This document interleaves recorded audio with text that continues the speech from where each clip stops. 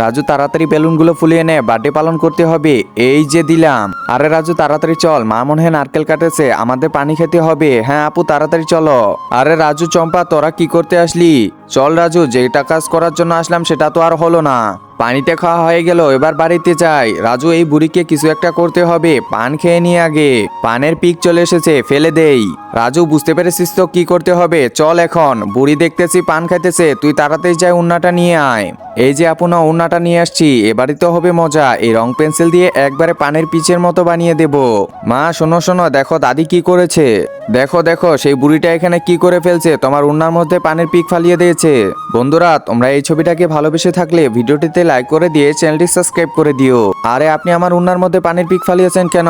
আরে এটা আমি করি নাই। আরে এদের দুইজনের হাতে তো কিছু একটা লেগে আছে। আরে দেখতে হবে তো বিষয়টা। আরে দেখি দেখি, এই তো রং পেন্সিল। এরা দুইজনই এমনটা করছে, দাঁড়াও তোমাদের খবর আছে।